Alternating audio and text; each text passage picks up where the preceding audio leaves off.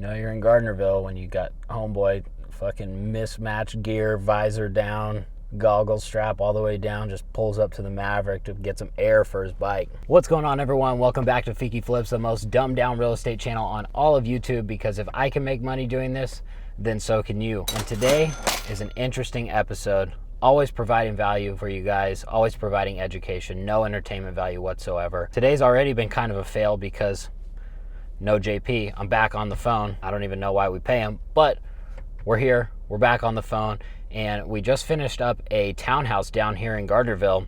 And so I came down to film it, and this deal has just been a fail on my end from the start. The project was a great success, but from the content's point of view, it was never meant to be. I'll go through the deal a little bit with you guys, but there is a great lesson to be learned for this one that anyone can apply that's trying to buy flips or wholesales or what have you. And that's how we got this deal. So I'll go into that towards the end of the episode once we run through kind of the numbers and what happened on this deal. But first, funny thing happened. I was just at the house trying to film, and I had to come down here anyway, so I'm not too pissed about it, but I had another appointment down here in Minden, 2 p.m. Called to confirm the appointment like I always do before I left, especially coming down an hour from Reno. And yeah, I'll be there. And then I was like 10 minutes away from the appointment, and he calls and he's like, hey, it's not going to happen. Like it's going to be like 2:30 or 3. I was like, no problem. I have this listing, the one I'm talking about here. I got to go pull my sign and my lockbox off the property anyway, so I'll go do that first, and then I'll head over there. Okay, sure. 10 minutes later, he calls me back as soon as I was pulling into the other property. He's like, hey, it's not going to happen. Like the flooring guys were there and this and that. I'm like, okay, well, let me know. I'm going to come take some photos. Like, let me know if that's okay. He's like, yeah, let me check what they're doing and I'll let you know. So I go, I pull my sign, I pull the Supra, and my original plan here was to come down, pull the sign, pull the Supra, and then at that point I was going to film this video inside the house, but I looked in and there was already like lawn chairs set up in the living room, and we don't own it anymore. It closed yesterday, so I was like, I probably shouldn't go in there. Knocked on the door, no one answered. I'm like, okay, whatever. So I went out to my car to start filming this video, and then the guy from the other appointment called me. So I had like a sales call with him. I went through the whole appointment because I wasn't going to be able to get in there. So I was on like a 30-minute call, totally forgot what I was doing, and then the garage door starts to open at the condo that I was still sitting at. I was like, oh shit, hold on, Dan. And so I put him on hold, and I was like, hey, I'm leaving. She was like, oh, okay, no worries. But it was just kind of funny. I was like, oh, fuck, I should probably get out of here. We don't even own this one anymore. So what actually happened with this deal content-wise? So we bought this thing back in January. It is now beginning of May, but it was tenant occupied. So we had to wait 45 days to even start work. And at that time, that was the period where JP was gone, where I had to go full phone for you guys for a few weeks when we didn't have anything to film. By the time he got back, we didn't end up filming the before episode, and I didn't want to drive all the way down here just to film a phone video. We didn't end up filming the before episode, and it was a condo, townhouse, light turn. It wasn't that messed up. We're just basically doing paint and flooring. And so I was like, whatever, like let's just do a final episode. And then he can't film today either. So that's not true. I'm throwing him under the bus, but I told him, I was like, I'll just go down and film it on my phone because I don't want to, waste your whole day going down there for one video or what have you. So I decided to come down on the phone. I'll be honest here. That's kind of what happened here. And also I figured, we show you guys condos and townhouses all the time. So unless they're like really fucked up, we probably won't be filming many more condos or townhouses. They're all kind of the same, pretty light turns, doing the same rehab on everyone. And this one was no different. But the lesson for this deal is what's important about it. So this deal, just like many of our others that you guys have seen on the channel, we funded this with private money, 100% of the purchase price. Oh shit, this dude's ready. 100% of the purchase price we funded with private money. Single private money investor funded the entire deal for us. We paid $355,000 for it. Spent about $20,000 in rehab, just doing a real light update, paint, flooring, fixtures, that type of stuff, fixing any little problems that it may have had. We cash flowed the rehab, and then we ended up selling it for $455,000. And I think our net profit was like just over 40, 45, somewhere in that area. So pretty good for a townhouse at that price point. Now, the lesson for this deal is actually how we found it. This sounds too good to be true. And there's another lesson in here about luck too that I'll get into. But we actually bought this deal right off the MLS. It wasn't just like, oh, it was listed, it was fucked up, it was an investor only thing. No, it was tenant occupied. So it has that working against itself for as far as any other, like a retail buyer, because they don't want to go through kicking out a tenant or what have you.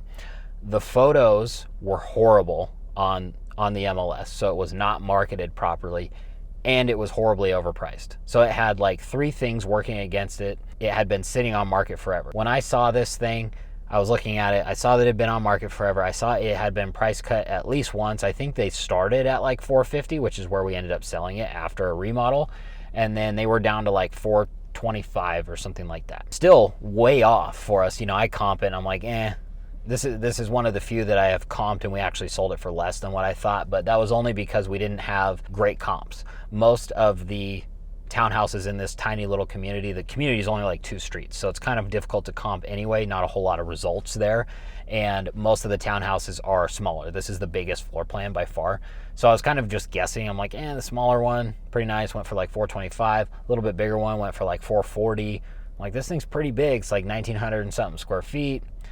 Nice little unit, nice community. I think we could sell this for $460. So I wasn't too far off. Like I said, we sold for $455. I was like $460. Yeah, like we're still way off on price, even at their list price of $425. Like absolutely no margin there. So whenever we're offering on something on the MLS, we always take it a little bit tighter than we normally would, just because there's usually competition. There's commissions involved for at least the listing side and all of that. So, you know, the photos actually made it seem more fucked up than it was, which is rare because it's almost always the other way around. If you get some good photos in there, you know, it looked like a little old lady was living there. Like there was a lot of stuff everywhere. You couldn't really see the condition. You know, it's probably never been turned in a long time. That's what I thought.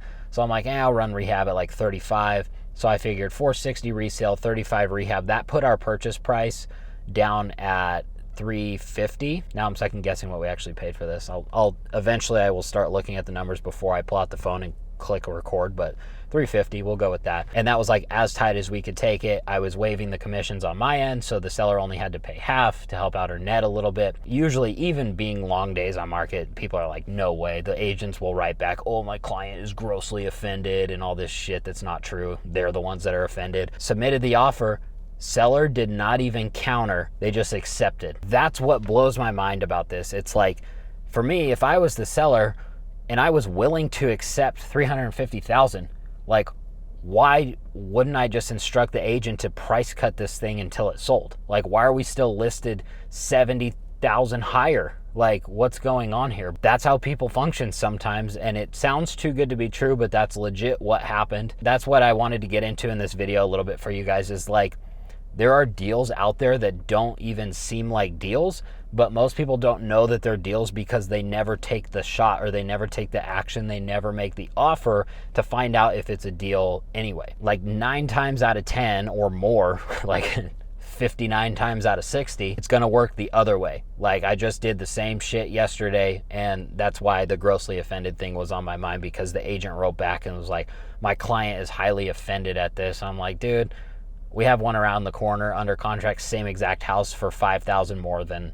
I offered you. So like, it's not offensive. It's just a number. Like, present it, give me the rejection, and move on. Like, that's all there is to it. You make enough offers and you can stumble into deals like this. It's really weird how that works. The more action you take, the more deals you get. And every time something like this happens to us, I'm always like, I kind of discount myself for it. I'm like, you just got lucky, like whatever. But it's like, you take a step back and it's like, well, how many fucking times can I keep getting lucky before I just admit to myself it's not luck? It's just result of the action that I've been taking over the last 4 years. So like, you can keep getting pretty fucking lucky pretty often if you do enough shit to make yourself lucky, if that makes any sense. Probably doesn't. That's really what I wanted to drive home in this video, more than like the rehab, the numbers, the profit, like we always do on every project video. It's still a numbers lesson, but it's not the rehab numbers and the deal numbers. It's your funnel numbers. If you have enough leads, if you're making enough offers, you will buy deals. And the more offers that you make, the more deals that you buy.